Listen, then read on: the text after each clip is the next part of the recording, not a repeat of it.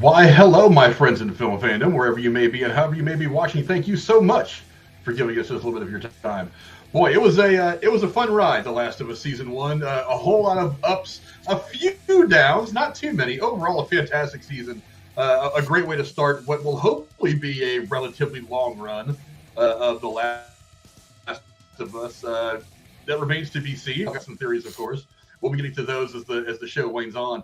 But yeah, it's time to break it all down now. We've had a full week now, Jeremy, to kind of come to grips with what this show was, what it gave us. You've had a week now to kind of like go over it all in your head. How does it compare to the game? Things like that. So let's go right into breaking it down with my hetero life mate, Jeremy. What's up, brother? Not much. I mildly feel like crap, but maybe that's just the changing of the season. Could be spores in the air. I don't know. It could be cordyceps. Maybe not. So hopefully not. The cordyceps. I swear to God, I'm not a coffee drinker, but I'm really curious about this mushroom coffee with the cordyceps in it. Yeah. Part of me wants to drink it just to see what happens. Well, if you start looking like a blooming onion, I may have to put you down. So I got you. Hey, that's all right. Whatever. do you remain you inside when you change? That was the big question that was asked. But yeah, we'll discuss the possibility of what happens to you when you change at some point, I'm sure. But I mean, let's break it all down. I mean, we'll start with the characters. Obviously, we'll look at a couple of the kind of the primary characters here at first, and you see on top, you'll see how they were portrayed in the TV show, and on the bottom there were person.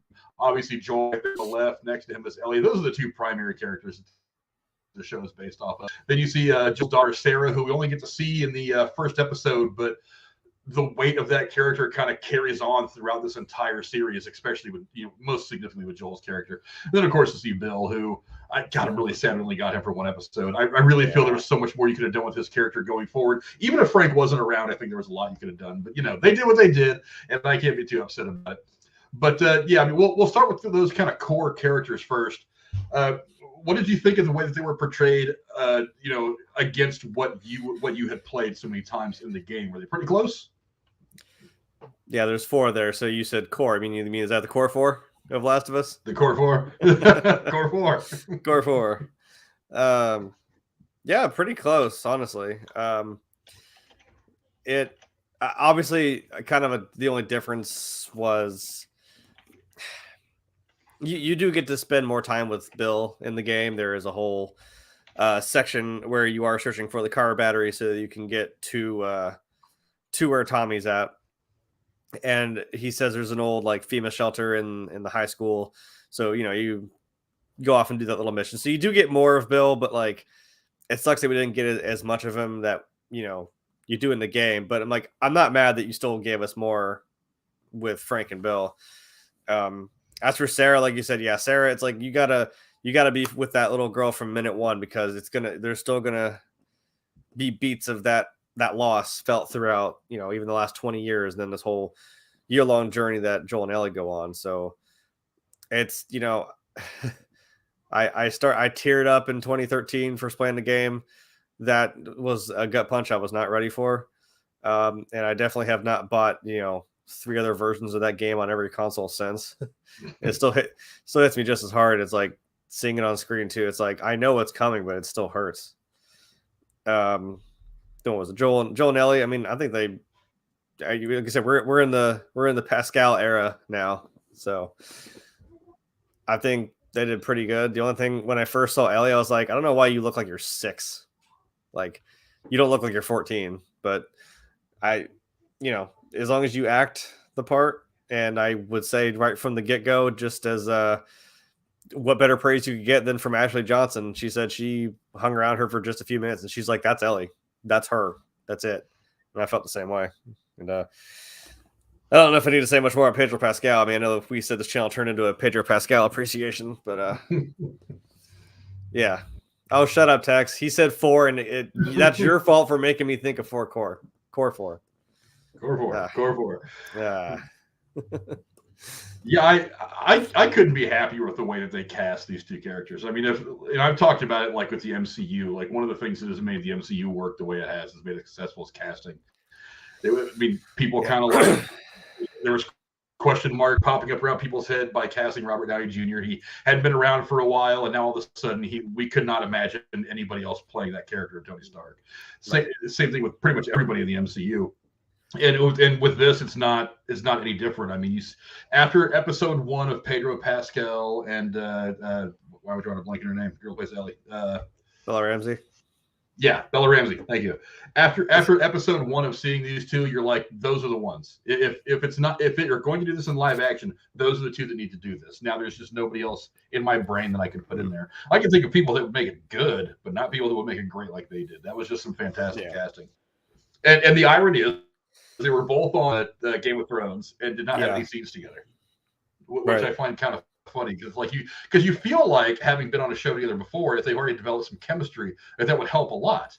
But they never had scenes together. They never were on the show at the same time. So I mean, you were still starting fresh. But and then of course there's Tess. I mean, like the tragic character. This was the one that I understood why she had to go so early, but God, such a great. She's kind of that one. She's the glue that's been keeping Joel together for all these years, at least for all the times that she's known him. And it's like she's the one who gives Joel she's his North Star just long enough to point him in the right direction to help kind of get him to where he needs to go with Ellie.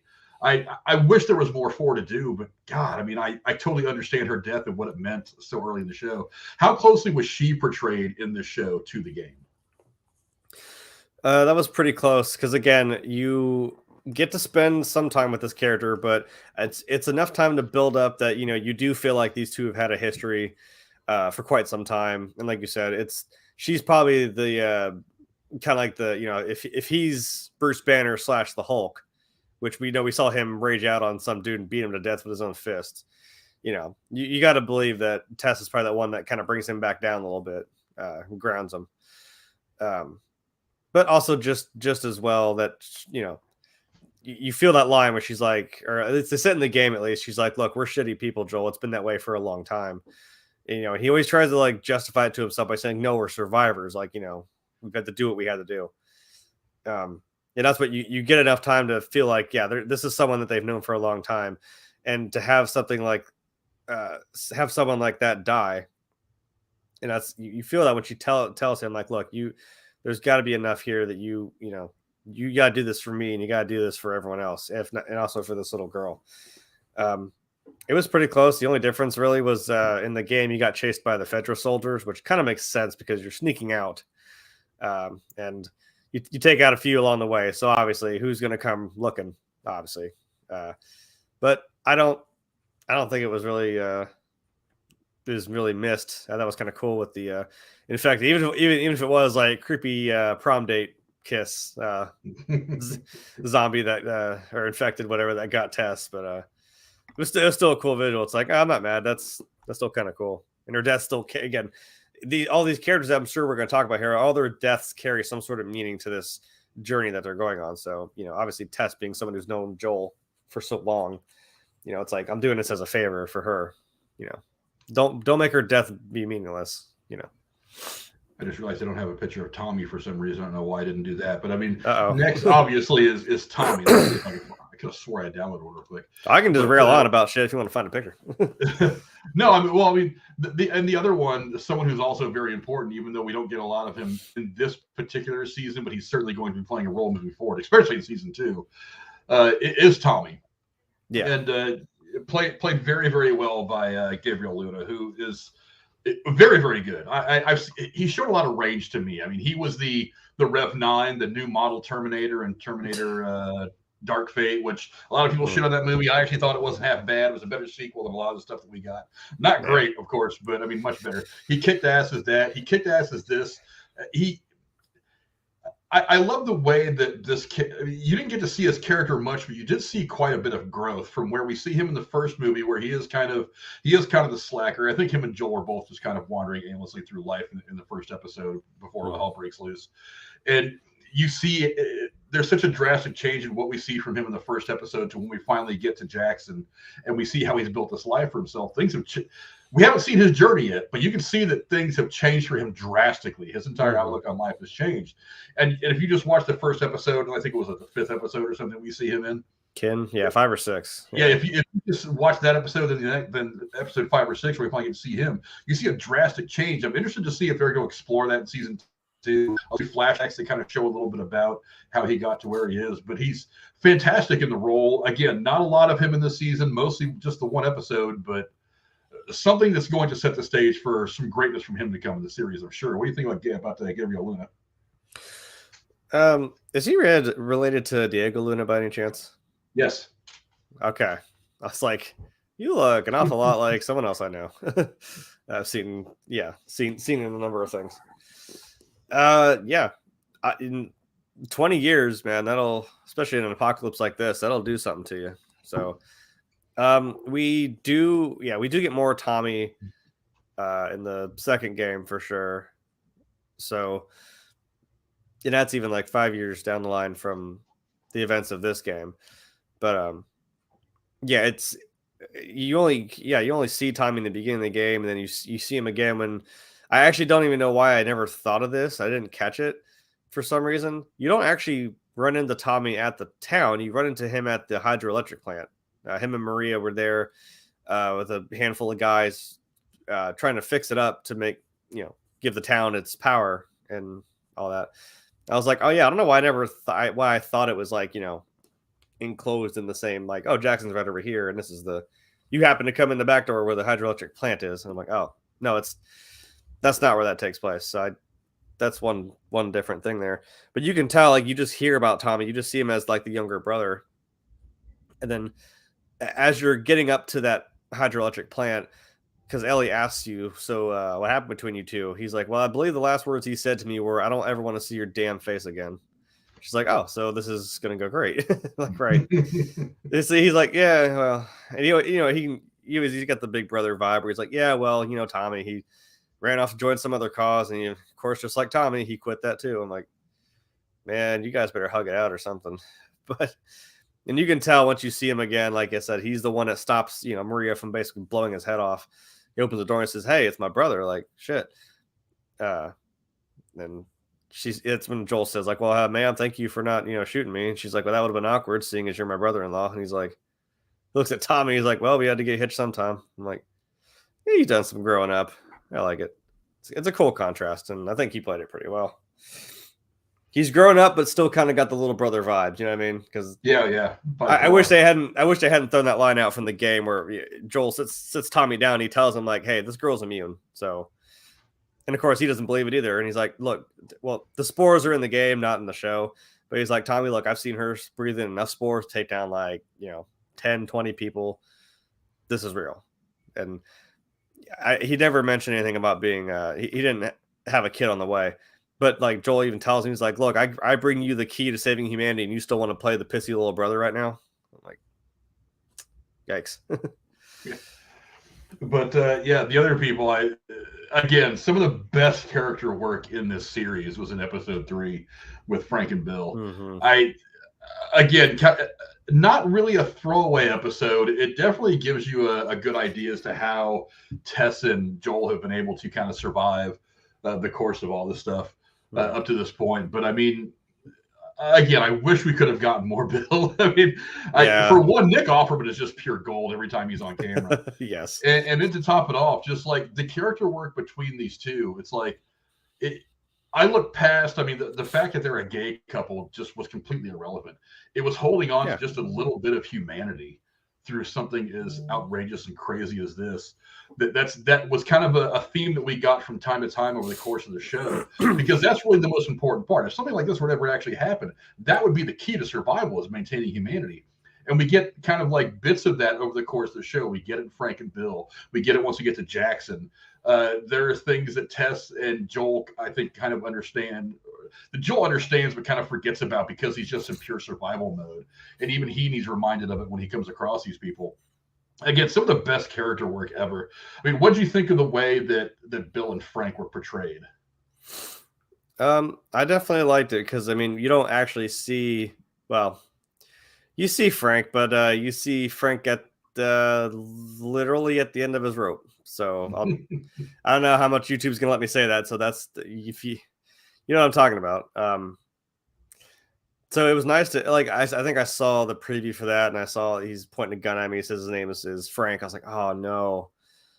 And it's that hope that I'm like, I hope it's different because I'm like, wait, we've never seen him alive. So, yeah, like that was probably really one of the bigger departures from the game. But I mean, like you said, I'm like, it was just it just soaked in, and I was like, Jesus, there's all this emotion that I wasn't ready to feel when in the game all I was expecting was, oh, you're gonna find him, gone. And you can tell because, like I said, that was the most emotion you saw in Bill in the game. He starts to tear up when he sees Frank in the state that he's in.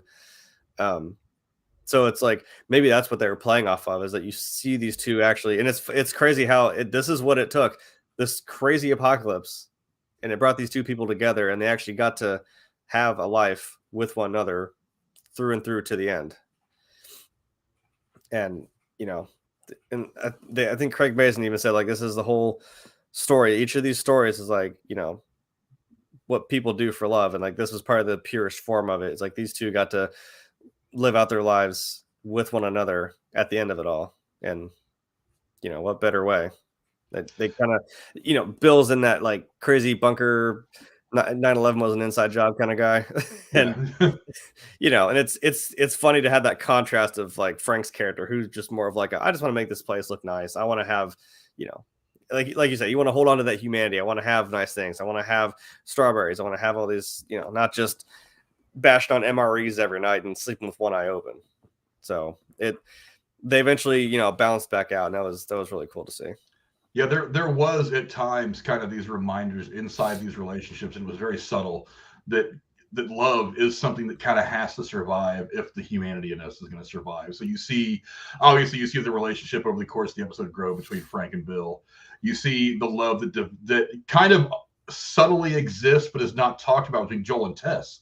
I mean, I thought that line hit hard when she says, as she's getting ready to meet her end, she says, "I've never asked you to feel the way I feel." And I think that line said that she wanted that under better circumstances, she wanted to be like a couple, but this crazy world that they were existing in was never going to allow that in a way that would have made it good. Maybe that's because that's partners in the chaos was kind of the best they were ever going to do, and she knew it. Because that's exactly what Bill says in the game. He tells Joel when they're talking about Tess. It's that same thing where he says, like, well, where the hell's Tess at?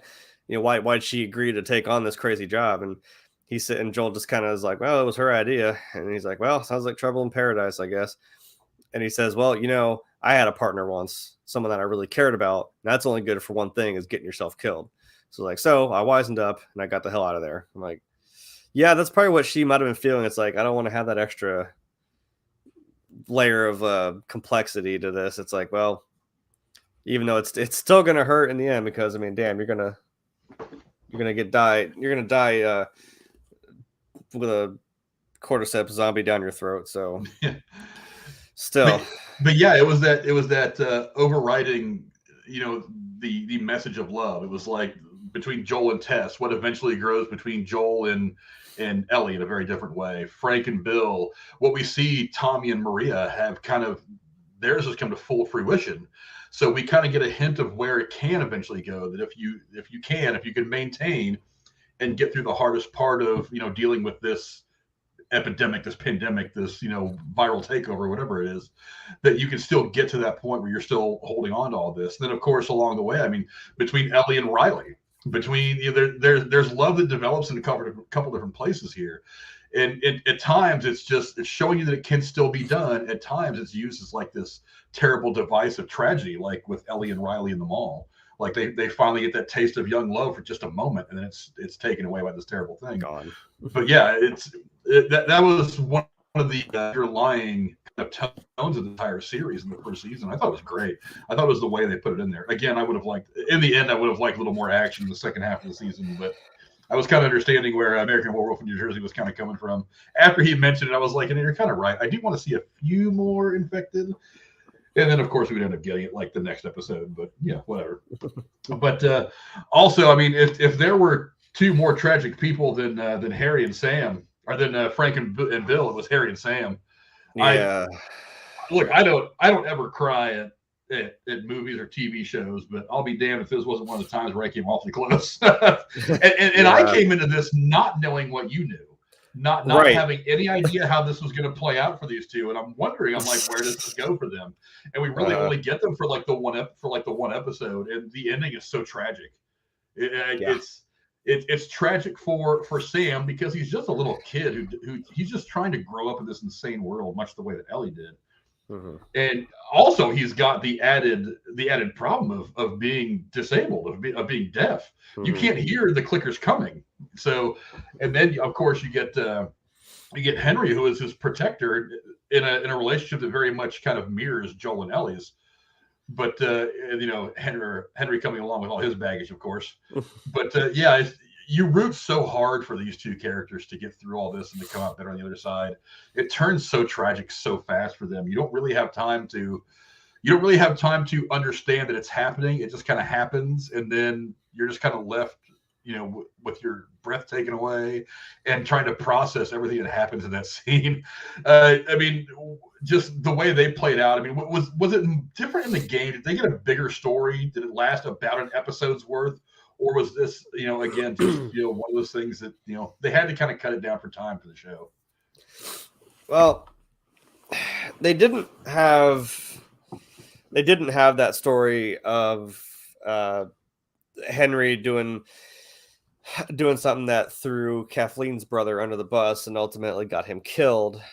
And obviously, Sam wasn't deaf in the game, but that didn't really bother me. I was just like, it just makes you feel, like you said, it makes you feel more like, shit, like he's, on top of all this, you don't even hear a clicker coming. You don't hear some guy trying to sneak up on you to kill you. It's like, that's gotta be rough because it makes him depend on his brother more. But like this theme of what you do for the people you love, this is what Henry did to keep his brother alive, and it's kind of insane. That didn't happen in the game. It was just you came across them and they were also trying to get out of the city and get to the Fireflies and meet up with their people. But I mean, you see the tunnel system and you see that there were people living in there. Like there was more to the parts that you were with them, with Henry and Sam. But we're cut down because it's like it doesn't really need. You get the point that someone lived in here and it didn't work out, and that's kind of the point. And that's the wild thing is even I knew it was going to happen, and it's like I still wish it was going to be different, but I'm still like it's still, I don't know what it is, still seeing it. I'm still like I'm right on the edge. I'm like, oh my god, oh no, I know it's going to happen. I know it's going to happen. And like you said, you have no time to catch your breath, and this is the brutality of this world that it could turn on a dime that fast. And I don't even know who. I guess in terms of tragedy, I mean that's probably the most tragic story is with Henry and Sam. I was gonna say, I mean, at least Bill and Frank got to live to the end of their own lives, but it's just unfair for someone like Sam who's that young to. The three separate stories. Yeah, if you compare kind of the three separate stories, it's like Ellie and Riley, they got like 5 seconds of peace and a happy life before it all went to hell. I feel like Henry and Sam kind of made it towards the middle before it all fell apart, and Frank and Bill were the ones that actually got to complete this beautiful thing amongst the chaos. So it's like they each kind of hit this different kind of milestone in their individual relationships, in their individual storylines together, which was it was interesting if you just kind of lay them out like that. It's like it's odd that they both kind of made it to different points, but then obviously there was one of the characters that I thought I would love to have seen more of was Kathleen. Where's my Kathleen graphic? I could have sworn I put one up here. Yeah, I don't understand. I don't think I put one up here. I've got it. I can put it up. But I don't know why people shit on her character the way they did. I actually thought that her character was very well done. Where's my Kathleen graphic? I know I got one. Well, I thought I did. Apparently I did not. Could have sworn I copied one, but yeah, I don't understand why. I mean, Melanie Linsky's character, there was, I mean, she talks like Mary Poppins, but she walks around capping people. It's like she's got this soft spoken voice, kind of very mom like, very peaceful and comforting, but then she walks up and pulls out a gun and blasts that doctor. And then she's just like ordering all these people, this room full of people, to their death in such a sweet voice. It's such a weird contrast with her. I mean, she's obviously very broken about what happened to her brother. For those of you who don't know, Henry apparently kind of turned narc and got her brother killed, essentially, is how it goes. I'm sure Jeremy can go into more detail with that, but that's kind of essentially what happened. And this is what sends Kathleen, who was a new character to the show. She's not in the game. That's right. Yeah. She was made as kind of a not a catch-all, but just a representation of what was going on with Henry. So it was the one. She's the one person who represents why Henry is in trouble. But yeah, I really liked her character. I thought that, like I said, her calm and soft demeanor really played well against how vicious and brutal she actually was.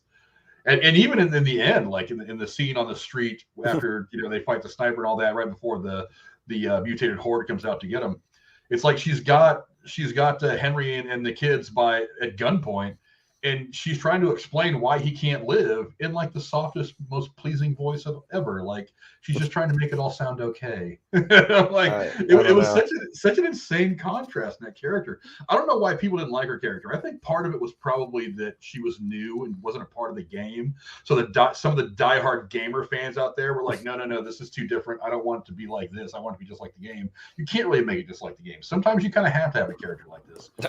What did you think of her character? I personally loved her.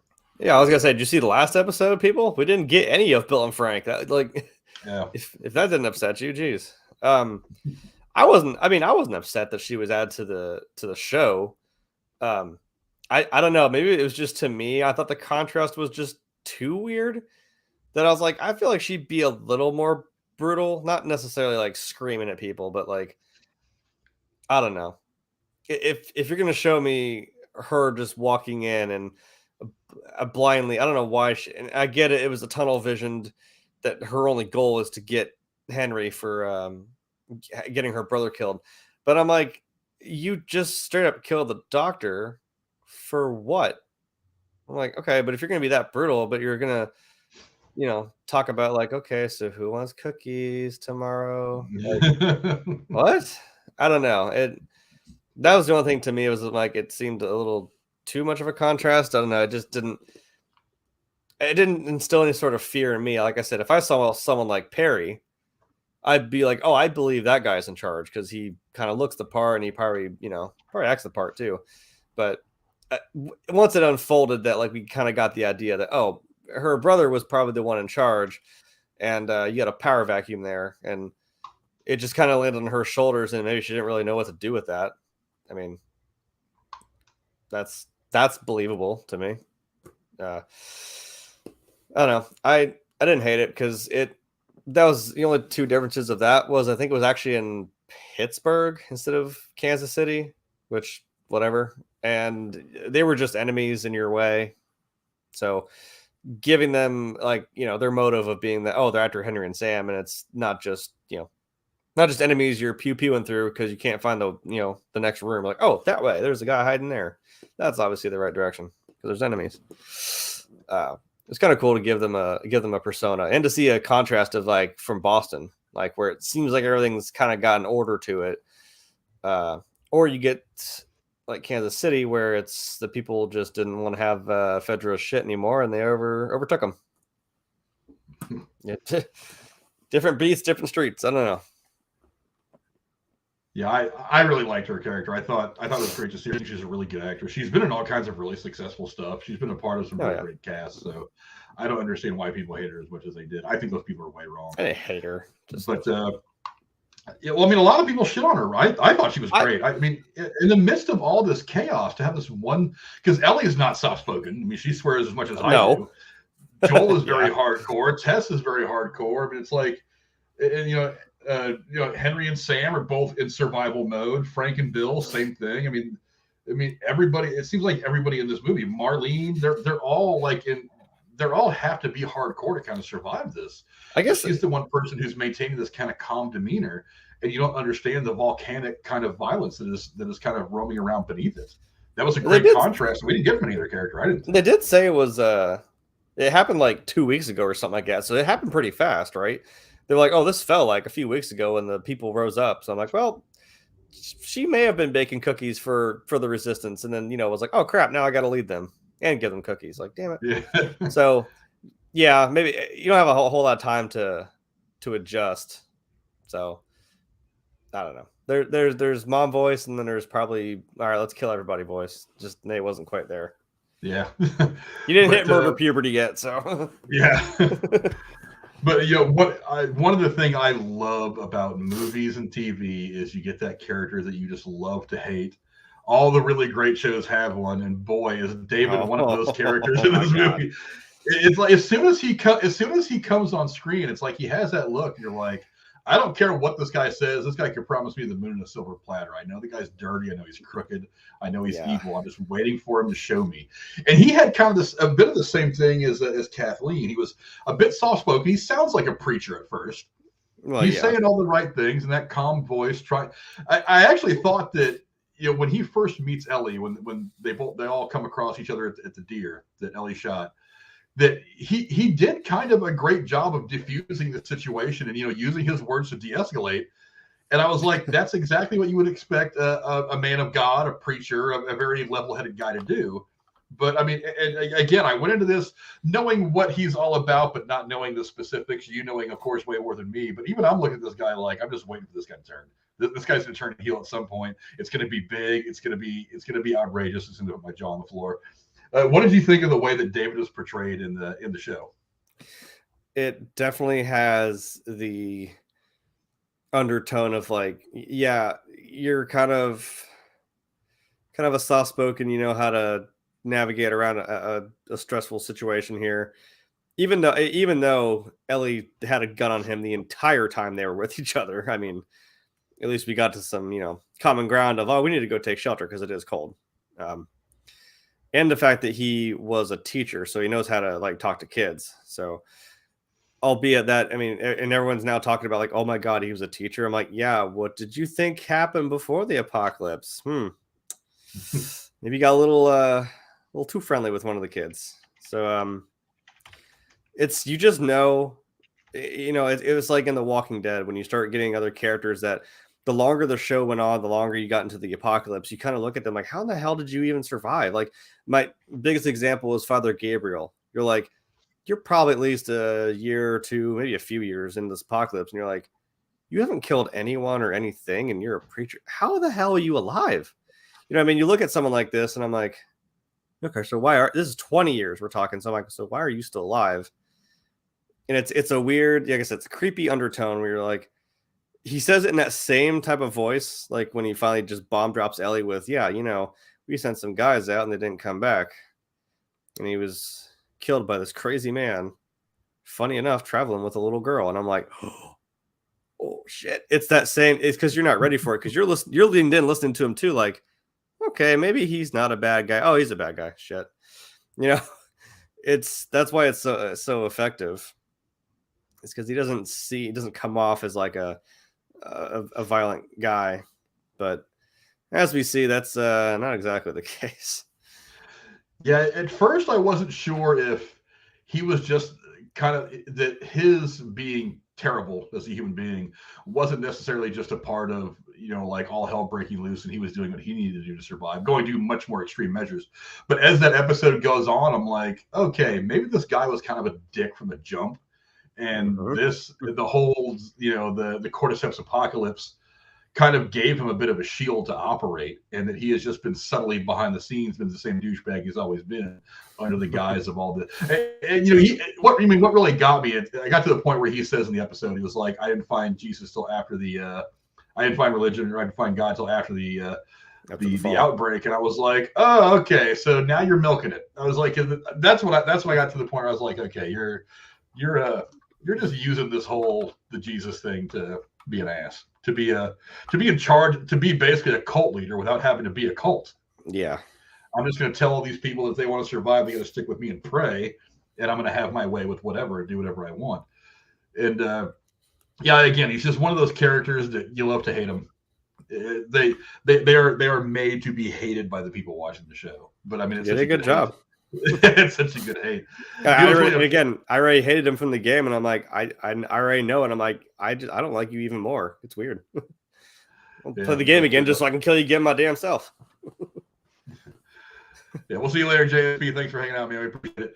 But yeah, and then of course, I mean, we had some. I mean, those were kind of the main characters over the course of the show. But then, of course, we did have a few cameos. First, let's go to Jeffrey Pierce. He actually did the voice of Tommy in the games, but in this show, he plays Perry. I just realized that guy in the bottom left-hand corner looked a lot like Joseph Gordon-Levitt for a minute. He does. I was like, whoa, who is that? I was like, no, that's not him. That just caught my eye for a minute, distracted me. Okay, right. So Squirrel Moment this time brought to you by Frank Cora. But yeah, I loved him. I love the dynamic between him and Kathleen. Again, it was another one of the love stories that has this tragic ending because he obviously cares about her. Exactly what their relationship is never really defined, but I mean, at the very least, they are very important partners together in this, in keeping shit together in their area. I love Portrayal. I just love his look. He looks like the gruff military veteran who has probably seen some shit, probably spent some time in. Well, this happened in 2003, so it's entirely possible that he was probably in the Mideast during the early days of Afghanistan, war on terrorist stuff like that in Afghanistan. So this guy's been around. I mean, what did you think of his portrayal as Perry? Because Perry, I believe, is a new character for this TV show as well, right? Yes, he's new. And yeah, I absolutely love that look. He looks like a grizzled badass, and I assume maybe he was maybe not like in charge of. Maybe like the soldiers, or I don't know. They were like rebels basically. So, or maybe he's like in charge of keeping Kathleen's brother alive, or as some sort of consultant. So maybe they did know each other, and that's probably what he's all there for. He could be like a higher commanding officer to these people in this resistance movement. Yeah, you can tell like they've probably not gotten as, like I said, he probably was more close to her brother because they had that conversation of like, well, she was in her childhood bedroom there in Kansas City, and she's like, so have you been back to yours? He's like, hell no, that's like hundreds of miles away, it's not worth it. So yeah, you can tell he just wants to he tries to be that voice of reason too, unfortunately, which, as we know from any zombie show, that's not going to work out for you. He tells her about like the crack in the floor, and it's like, this is going to be a problem. And she's so tunnel vision. It's like, you kind of see on his face, like, really, we're just not going to deal with this. Like, okay, it's gonna bite you in the face later, unfortunately. So yeah, both him and James kind of play the same character. It's like you have these two people in Kathleen and David that are obviously broken in very different ways for very different reasons, but they both seem to have that one person next to them who's trying to help them understand the reality of the situation, but they are both, for different reasons, just completely blind to what the other person is trying to tell them, trying to show them. Obviously Kathleen, because she's just got this bloodlust over the loss of her brother, and David because he's got his reasons. He's on a mission from God. Yeah, supposedly, but they're both kind of the same character. They have the person that they're trying to protect, trying to work with, just won't listen to the little dose of reality they're trying to give them. And unfortunately, it doesn't work out well for either one of them. for trying to kind of like right the ship that they are, the specific ships that they're in. They're trying to kind of keep everything on track, and it just doesn't go well for either one of them. Both the people they have to work with, they're just so dead set on their stupid bullshit that they can't understand that this person could actually help them prolong their existence and their superiority over the situation that they might have. But the other ones, obviously, I mean, you can't talk about this without saying how great it was to see Troy Baker and Ashley Johnson in the game. Obviously, Troy Baker plays David's right-hand man, James, in the show. And for an ever so brief cameo in the beginning of the last episode, we get the beautiful Ashley Johnson, who did the voice of Ellie through the first two games, and hopefully the third one, if it does manage to come out. Yeah. They played James and Anna in the series. Again, big throwback to the game. Something that obviously all the video game fans kind of went gaga as soon as they saw James. Yeah. But then as soon as you see Ashley Johnson on screen as well, that had to have been another one of those moments where all the hardcore gamers kind of fangirl out a little bit.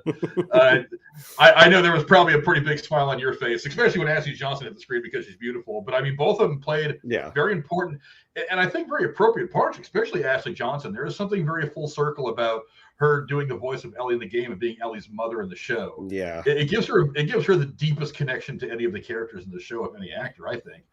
With the exception of maybe Troy Baker. But I mean, do you think that they managed to work them into the show in a proper way? I actually thought it was fantastic. Yeah, I mean, even I think Troy Baker said like, "Oh, I don't know, I didn't know what I was gonna be like. Oh, was I just gonna be a clicker? Was I gonna be, you know?" But he said he like, "Oh, I know if I'm gonna be James, like, oh, I know who that character was. Okay, so it's a little closer to one of your main big bads." So I mean. But both in a way, it's like, well, you got to get killed by Ellie. Ellie got to kill the OG Joel, and Ashley Johnson unfortunately passes away from not the birth, but from the bite.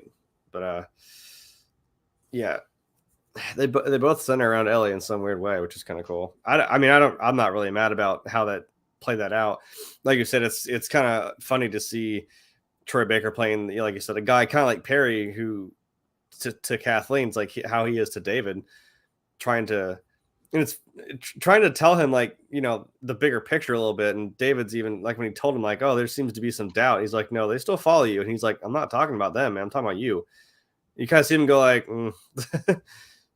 there's a little bit of rough waters because even when he told him, it's funny when you say, oh, maybe it's God's will, and then to someone who always says that, and they stop and they look at him, and it's like. What? You say it all the time. What the hell are you getting mad at me for? Jesus. And like I said, when he told them, okay, you guys get the horse, you guys keep searching, I'm going to take Ellie back to town. You can see Troy Baker kind of stand there and his character just hesitates like, okay, kind of a weird, reluctant follower, I suppose. And I can't say anything. I can't sing enough praises for Ashley Johnson as well.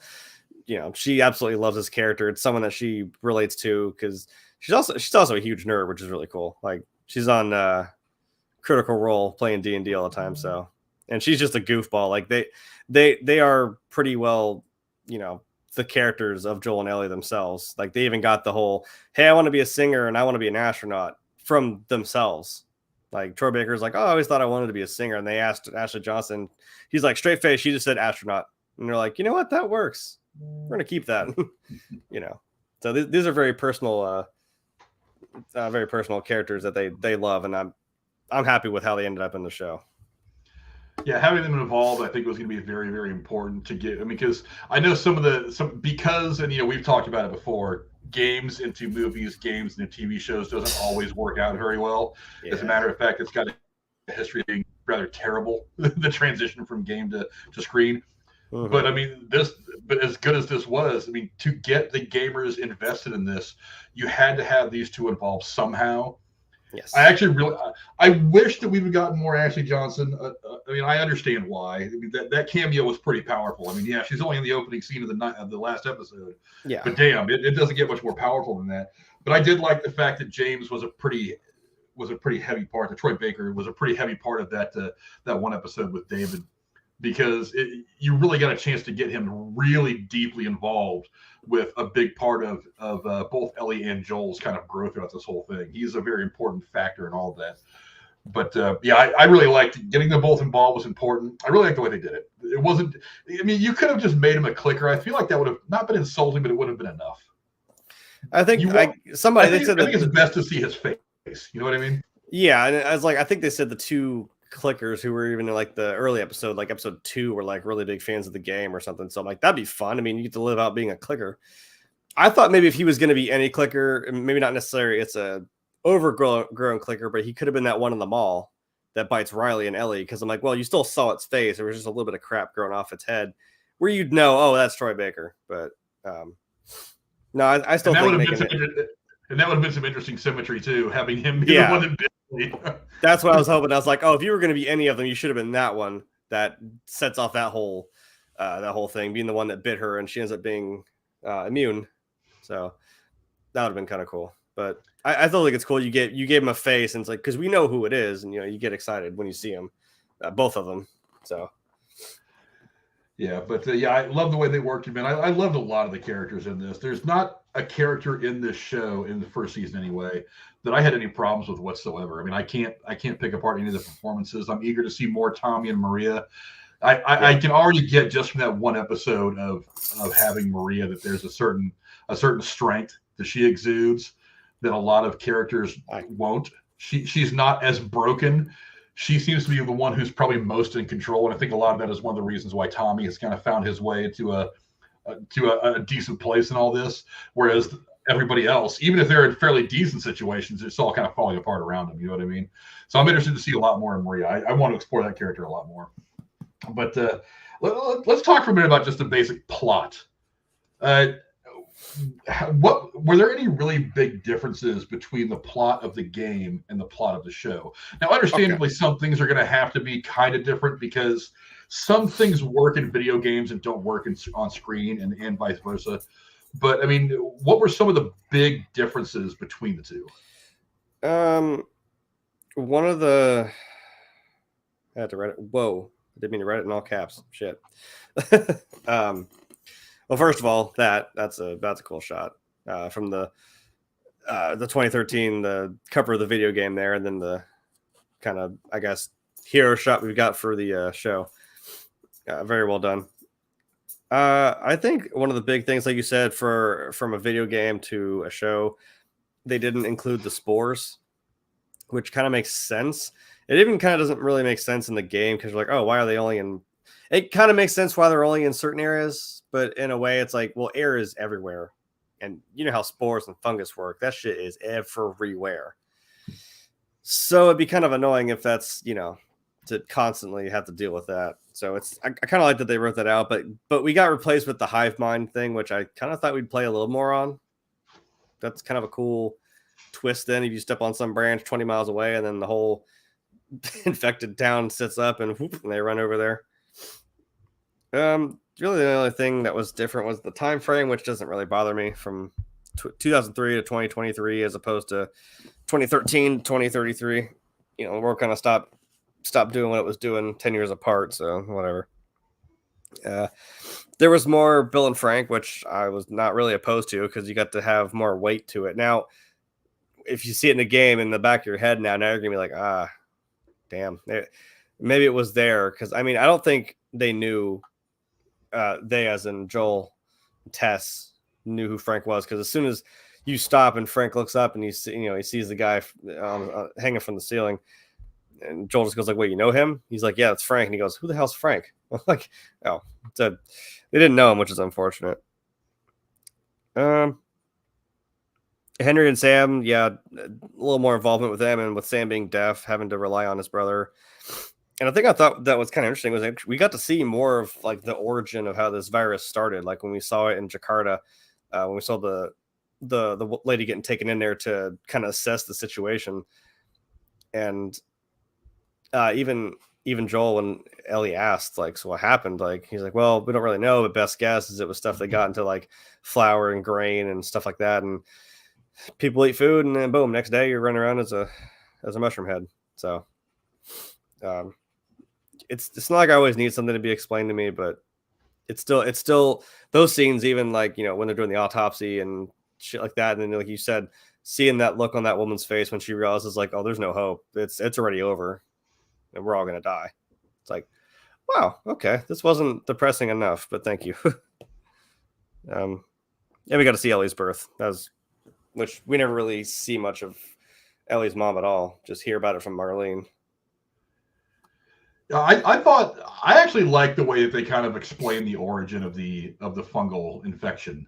Mm-hmm. It's like, I mean, I understand that you don't need it, and you say that it wasn't really a big part of the game, but thematically, when you're talking about a television show or a movie, that's kind of part of the journey. You kind of want to see where it starts. Now, I didn't watch a whole lot of The Walking Dead. I kind of tapped out most of the way through season 1. But does that ever explain how that zombie outbreak started? Nope. See, that's what I'm saying. It's like I have questions, and that's one of the questions that as a viewer I would like to have answered, because if there's going to be a finale, if there's going to be a conclusion to this entire story, you kind of need the beginning. So how it all kind of started, it's like it's like just showing me the middle doesn't really, I need the ends to appreciate the middle of the story. You know what I mean? Yeah. So I like the fact that they're kind of, they kind of explained how, not necessarily how, because I mean, it never says how these things got into the flour. I mean, did somebody think it was funny just to throw a cordyceps mushroom that they had in their salad into a flour bin, and that's where it all, was it really something that innocent and stupid? Was it some kind of bioterrorism, or was it some kind of thing? I mean, I don't know. It doesn't explain all that, but just kind of going back to the beginning a little bit is pretty cool. I mean, if you think about it, think about the Resident Evil movies. Yeah, the monkeys and shit. I mean, shit on them all you want. I actually think they're pretty entertaining. I mean, no. of all the, that was 28 Days Later. I'm sorry, that was the monkeys. Yeah. I mean, if you think about the Resident Evil movies, early on in the first movie, they give you the explanation as to what happened. Shit pops off in Raccoon City. There's some shit going on, and then you go through the entire thing having to fight the T-virus. And when they finally wrapped up, at least the Mia Jovovich part of it, I mean, I assume they're going to make more eventually. But at the end of the last movie with Mia Jovovich, there's a cure that it doesn't show it, but it's going to spread across the world and eventually, destroy the T virus, and then slowly humanity will work its way back to what it once was. So there's a finality there. There's a beginning, a middle, and an end. I don't really like just being given the middle. I mean, there's interesting stuff in there, but I can appreciate it differently when there's the beginning and the conclusion there to kind of keep it all in perspective. You know what I mean? So there's enough of an explanation. Yeah, there's enough of an explanation to give it to you. Because like you said, we still don't literally just straight up see maybe it was somebody making that cordyceps coffee and they're like, oops, in the flour. It's like, well, shit. So maybe buying some of that coffee would be a good idea. Yeah. I don't know, but it's enough to, and after 20 years, and Joel just kind of goes like, well, don't really know, but this is our best guess. I'm like, yeah, that's good enough for me. So. Yeah, but visually, how close were the infected to what we got in the TV show? To the game, that was pretty damn close. Yeah, that's a good example right there. Was that clicker? Oh my Jesus! There are only certain things that still just kind of sends a shiver down my spine, and one of those things is that clicking noise that those clickers make. I can't. And seeing them, yeah, that's pretty accurate. Even down to like the runners, and then the infected, yeah, and the bloater. Bloater's pretty good because he's, you imagine like what the head of a clicker's like. This is like over its whole body. This is something that grew over its whole thing, and now it's basically an armored tank. If you played Left 4 Dead, you know what I'm talking about. It's basically a tank. And I'm glad that they portrayed in that second episode when they go to shoot it. It's like you can't just tap it once in the head. Like it's tough. You really gotta try to put a few more through its skull to put it down, because nothing else is really going to work. The only difference with the bloater is, I mean, it seems silly in comparison because it's a video game, but they throw like these little bombs of like parts of their like armor or whatever, and they throw it at you and it explodes into spores and damages you. But that's just part of the annoyance of a bloater. And that you're going to run through some ammo and some bombs and Molotovs and pretty much everything. So be prepared for a fight. But it made them, feel imposing to the human survivors, because you saw them, they're all lined up there in a firing squad, and you're not putting a dent in it. It's like, no, sometimes that's not always going to be the solution. You may have to just run.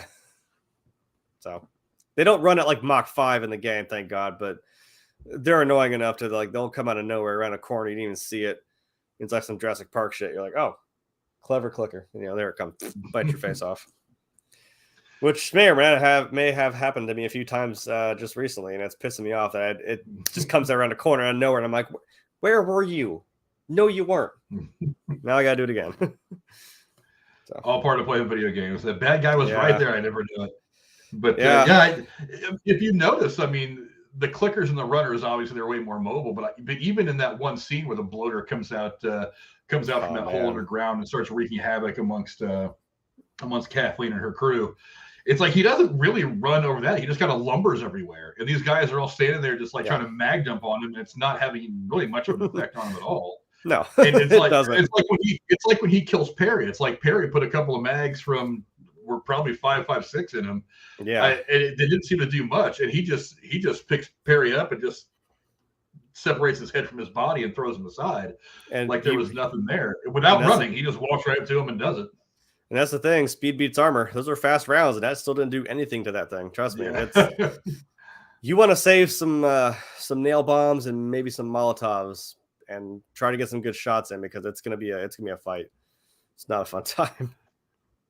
Yeah, but we didn't see all the kind of infected people from the game in the show just yet, from what I know. What are some of the things from the game that we have not yet seen on screen? I have 3 words for you: the Rat King. We have not seen the Rat King yet, and oh my god, you thought a bloater was bad? I wish I could remember what the hell that movie was called. I think is it called Society? It's like that weird horror movie from the 80s where all these like ritzy, upper 1% types, they all get together in this weird cult and they all meld together in this weird orgy of like people, and they're all, I don't remember anything like that, but I'm sure if I saw like a poster or something, I might remember. There it is. Yeah, 1989. From the producer of Reanimator. That makes sense. Yeah, where she's like ripping her face off. Like, can't really see. I don't think I ever saw the movie, but I remember the poster. Okay. Yeah, Society. It was called Society. Just think that there's something that's been a weird amalgamation of like several infected all together in this big limbering abomination of nature. So that I hope is a big boss at some point in the second or even third season, because they said they're going to split part 2 into 2 seasons, which kind of makes sense. You don't see that thing until a little further into like Abby's story. So if I'm assuming it's like the first little bit is like going to be Ellie, and the last part might be some of Abby's story, and then ending with Ellie again, maybe it'll be there. But there's that. I don't remember any other like types of infect. I remember that being a boss, but I don't remember like infected. There are some different ones. So these are just your basic, your 4 basic types, right? Like runners, the whatever infected runners, clickers, and a bloater. Yeah.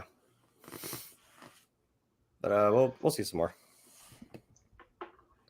Yeah, I'm really hoping to get like the way you described that one. It's like I was picturing in my head the movie Critters, where all the little critters kind of get up into one ball and they just roll over a person, just kind of like leaving a skeleton. Like that. Yeah. That's what I was thinking in my head. I was like, I feel like it's probably a lot different than that. But for some reason, being an 80s baby and having seen, I actually watched all the Critters movies recently, one after another. That's kind of where my head went. There you go. It's a weird abomination of nature. It's you see like arms.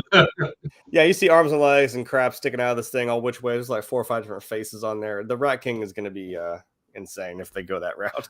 Well, it makes sense that, I mean, these it's things bigger. It makes sense that these infected things, these infected beings, are going to evolve not unlike humans. So they're going to evolve to suit their surroundings, and maybe there's going to be something in the environment of whatever place we find ourselves in somewhere in season 2 or 3 where these things have evolved to kind of meld together to survive. So yeah, it makes sense. It's in, like I said, part 2 takes place in Seattle more so. So it's dark, damp, it's wet. And this thing was in like a dark, dank building. Like, so it kind of crawls out of like, through the building. So it may have just been shut in there for this whole time, and all those infected just kind of mangled together. Excuse me. For any FNAF fans, yeah, it's basically a mangle. Instead of animatronics, it's a bunch of infected people. So fun times. Yeah, I'm willing to bet that I'm willing to bet that we've got at least one more kind of weird infected person that we're going to have to deal with at some point.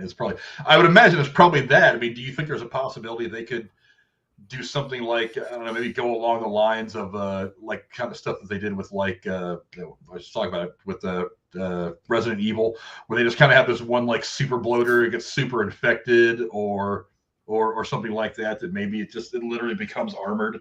It's just too big for any conventional gun to take down. Well, I don't know. I after seeing bloaters, I thought, oh, I mean, they kind of make you fight them in the game. So it's like, oh, you can kill them, you know. But it sucks that they made you kind of fight that Rat King. And I was like, oh, I would not. If I saw that, I'd be like, nope, there's no amount of bullets that's going to kill that. Nah, you can just stay there, buddy. I'm fine. Maybe. Again, more time. I don't know how fast. I mean, again, as this is a fictional fungus, I don't know how fast it grows and stuff. So just in over 5 years, I mean, that's longer that some of these infected have sat. And they start becoming more and more armored. You know, clickers, it can start working its way down their shoulders and onto their chest and their arms. So they start getting a little more crunchy. Well, I mean, we got 9 episodes of this thing. Yeah. All the episodes were very, very good for very, very different reasons. Was there one episode to you that stands out as your favorite? I'm being held at gunpoint by Ellie, so I better answer correctly. Jeez, I try to think about that. I hate to cop out and say the last episode, but I mean, I was tied between like maybe the second episode, infected, when they were test dies, and we finally see, those clickers that are in there, and I'm like, because that's what that's what feels like the game to me the most. Like, you can have all these runners and all this crap, but once you realize, like, yeah, how terrifying the clickers actually are, it's like there's video game enemies that still make that put me on edge, and it's definitely those little fuckers, because you don't know where they're really gonna.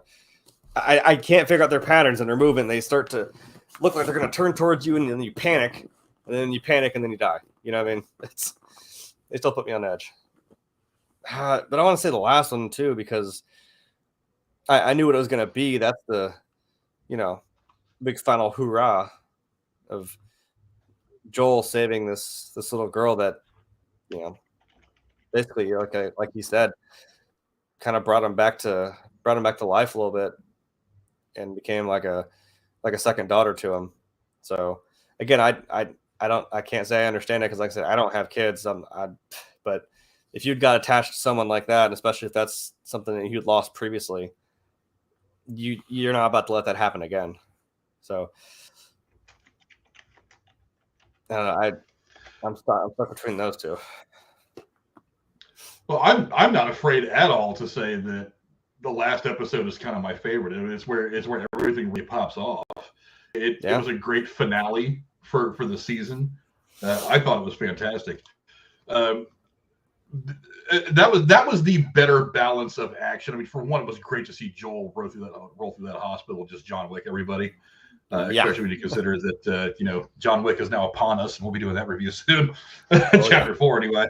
But to see his roll through there and brutally assassinate and murder these people just to protect Ellie, I mean, I thought that was some great. I mean, it was stunning, it was violent, but it was amazing all at the same time, because it was pretend, not real life. It was TV, so don't go thinking I love violence, people. Yeah, but, Ellie didn't really put a shade through some guy's face about 30 times. But yeah, she totally didn't do that. But but yeah, I love that. But again, my favorite character work through this entire season was Frank and Bill. I mean, I feel like it all could have been done a little bit differently, but I mean, the way those two actors was phenomenal. And again, it focuses on what you would really need to do to survive in a situation like this, and that is to find people to care about so that humanity doesn't die. Because if you think about it, in Bill, was his humanity like slowly dying? He was, I'm just going to live in this little shithole town that I'm the only person left in. I fenced it all off. I'm going to grow my own shit, live here for the rest of my life, however long that is. I'll throw Joel and Tess a bone here and there, give them some shit they need. They give me some shit that I need to keep going, and that's going to be my life. And he doesn't plan on ever having any real human contact ever again, and that's a big thing about the human condition, is we crave human contact. And so when Frank shows up, he slowly kind of breaks down that wall and reminds Bill that if you really want to survive, if you really want to beat this thing, at least metaphorically, you still have to have love. You still have to have a human connection. And it was really great to see that kind of come to fruition all in one episode in this one character of Bill. I thought that was really cool to see. So yeah, that was the best character work. But honestly, I can't think of any one episode that disappointed me. I mean, we've talked a lot about the Disney Plus shows, like the Marvel stuff specifically, where they have that one episode. Like we talked about it with Loki when they were on that purple planet. How there wasn't a whole lot that happens. It was just kind of like putting the pieces where they needed to be for the final push towards the end. There was no episode like this. It's like every episode had a very specific purpose. Every episode had a lot of story and character in it. Every episode was put together very, very well. There weren't really a whole lot of slow spots in the series. Yeah. I mean, the slowest episode was episode 3, where there's not a whole lot of violence, which there's some. The Raiders attack and they all get cooked by his little flamethrower gizmo. But yeah, it was really just a fantastic season from start to finish. I can't say that there was an episode here that missed in any way for me. But I mean, that leads us to maybe there was some negatives in here. Was there anything about this series, that you didn't like? Maybe something that didn't translate well from the game, something that you think they should have put in there to help move things along? Is there something about the season that just didn't sit well for you? I've voiced my opinions about Kathleen. I'm just like, I don't know. I'm not saying I didn't want that character. I'm not like, oh, no, that's nothing to do with the game. I don't want it. Blah, get it out of here. No, I'm just like, I don't know. It didn't really intimidate me. But I mean, I guess what would I have said if I was sitting in some bunker and she just walks in and no words, just boom, right in the head. It's like, oh, okay, lady, Jesus. I don't know. Didn't really intimidate me. I guess maybe it's just me expecting. I thought maybe she'd be a little more harsh, but I don't know. I kind of feel like with back on Frank and Bill, I thought maybe it was going to be, because I thought, okay, now we see Frank. I thought, oh crap, I don't want to watch how he died. Because I'm thinking like, how we see him is he took himself out of this world and left a note to Bill. Like, and you kind of get the vibe that they hated each other, really. They just couldn't live in this town. This town ain't big enough for the two of us, kind of deal. So I was hoping, like, I mean, I'm glad they went a different way with it and they got the two of them to live out their life. But I thought maybe what was going to happen is that Bill was going to end up losing Frank. Like we said, he came down with a disease, and that was terminal. And I thought like maybe we would still see, like, that's when Joel and Ellie come in. We see like this really kind of beaten down Bill that's having gone through that and lost the person he loved the most. But I was like, oh, okay, it's, as Frank said, even as annoying as that may be, that was very romantic. I'm like, okay, fine. That you two can have your send off together. Still worked out in the end. So, I think it would have been interesting. I mean, just the way that things could have ended for Frank is that maybe he could have hung himself and left a note for Bill saying, "Hey, this is, yeah, he's got the cancer, sure, whatever. I would rather it end this way than to end another way." And then maybe Bill could just kind of like follow him, and then maybe Joel could roll in there and found them swinging together. It's like, yeah, that might have been an interesting kind of visual callback to the game. So instead of Bill walking in and finding Frank's body at the end of the rope, that Joel walks in and sees them both there. That would have been an interesting kind of visual cue, kind of just switch the roles a little bit. And then of course he finds the note like he finds it in the show. Mm-hmm. But it's not a whole lot different, really. So. Yeah, my one real dislike, and I didn't feel it at first, but as soon as American Werewolf in New Jersey pointed it out to me, I in the subsequent episodes I started to feel it. There was a real imbalance between the action and the story. And I like I said, I love the character work that they did. And maybe for an episode like episode 3 with Bill and Frank, you didn't need so much to tell that little bit of the story. But there were a couple of episodes where I was like, okay, I feel like I need to see them battle either some people or some infected right now. I need to get my heart rate up a little bit so that when they have a conversation, I feel my heart rate lower and I start to connect with them emotionally, as well as being worried about the physical danger that these people feel. It did feel a little imbalanced towards the middle. Last couple episodes, there was a lot more action, but it seemed like there really wasn't much, because you get Bill and Frank, then you don't really get much in episode 4, as I recall. And then when you get to Jackson, there's not really a whole lot surrounding there. And then, so there's like 3 episodes where there wasn't really much action at all. And I'm like, I feel like I needed some action in there to kind of balance it all out. Again, I love the dialogue, I love the acting, the character stuff, but I do need the balance in there a little bit more. I'm hoping they address that in the second season, especially if the second season goes anything like what I've heard the second game goes. I don't know when things will fall out in the second season compared to the game. I mean, and they are splitting it up into 2 seasons. So, I mean, they're probably going to try out a couple of storylines and really kind of explore them, which is fine. But I do want to see that better balance. I also would like to see them break away from Joel and Ellie a little. I mean, but we will. Not that I want. Well, I mean, are we though? I mean, just because it does in the game doesn't necessarily going to happen like that. I know, but I mean, while this show's been a pretty fair comparison from what I know, from what you told me, they are gonna branch out and do this different thing, which I'm fine with.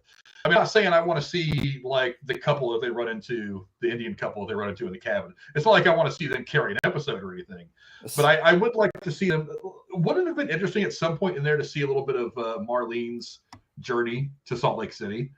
I mean, you could have put some action in there, because one of my questions is like, if Marlene made it there, why didn't she just wait and take Ellie her damn self? I mean, that was kind of a little bit of a plot hole. And I mean, I get it, because she says, I lost half my crew getting here. And it's like, maybe Ellie would have been one of the people they would have lost, and she's more important. But I'm like, I mean, couldn't you have shown her on the way there taking a different path, Joel, running with some other people? Maybe she has a run-in with David and his crew, and they just kind of part ways without killing each other for whatever reason. You know, that could have been that little bit of an action backdrop that could have kind of fed that for me. But I mean, they didn't do it. That's fine. Like I said, it's not like I hate the show. It's not like I hate any episode or anything. But I do feel like there should have been a little bit more action, especially in the middle of episodes.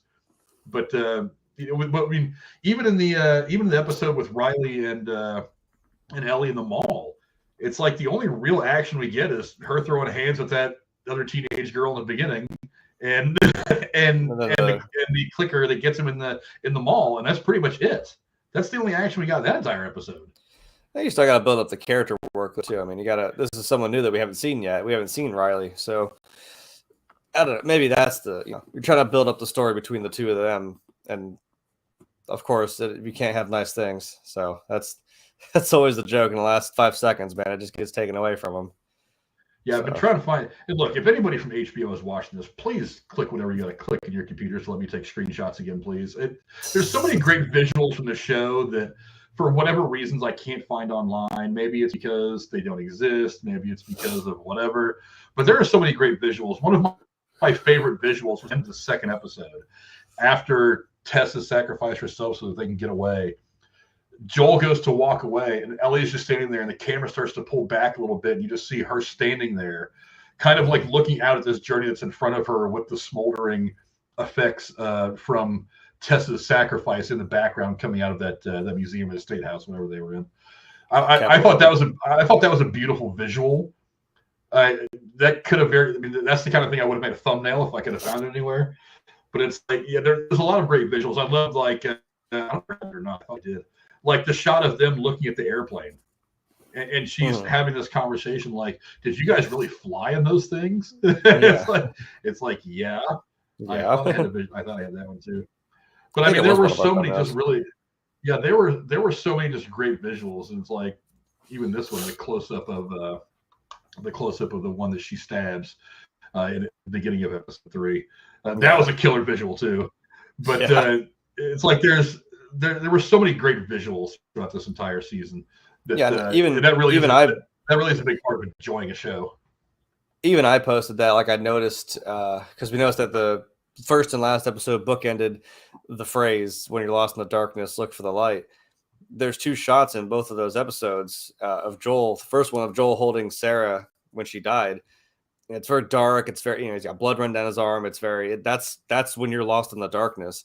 And in the very last episode, right when he picks up Ellie off the table, like the same shot where he's cradling her, and there's just that light from the exam table. It says look for, and that'd be your look for the light. Like that's your light. That's Ellie's your world now.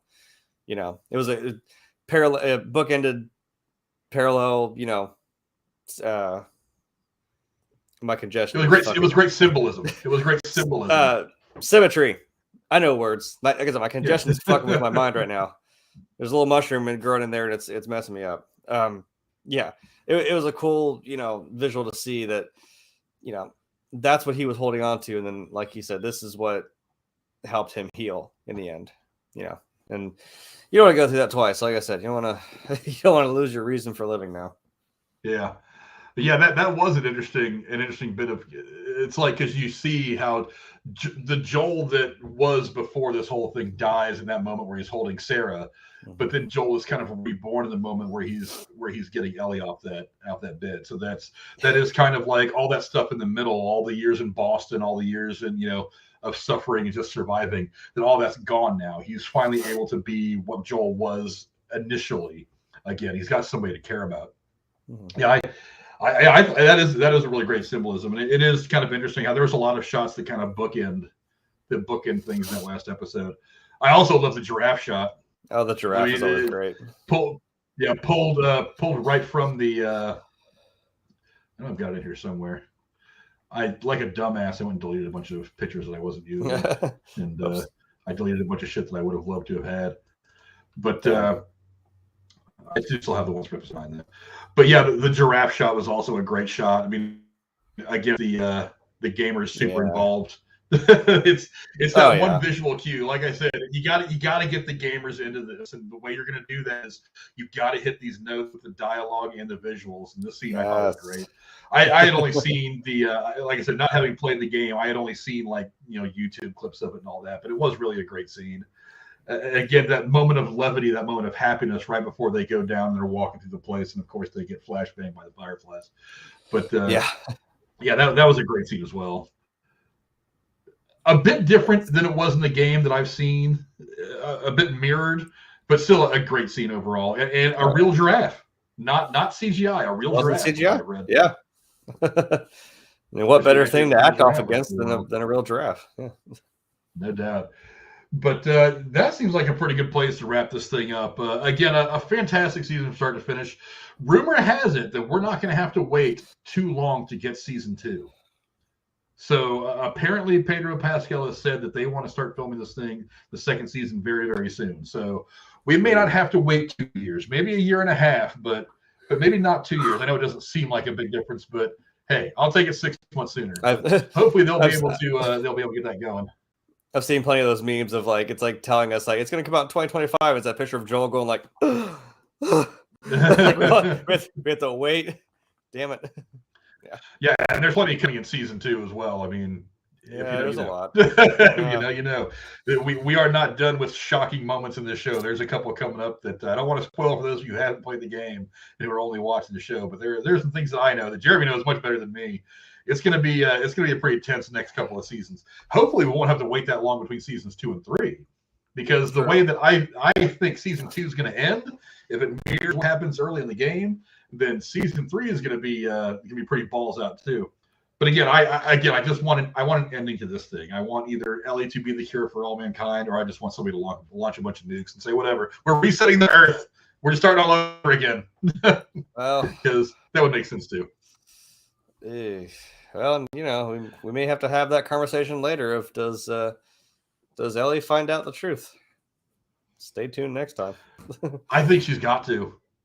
Well, I mean, and there's an interesting question before we go. It's like, and we talked about it when we broke down the last episode. Did Joel do the right thing? In the moment, I mean, you kind of already committed yourself to that.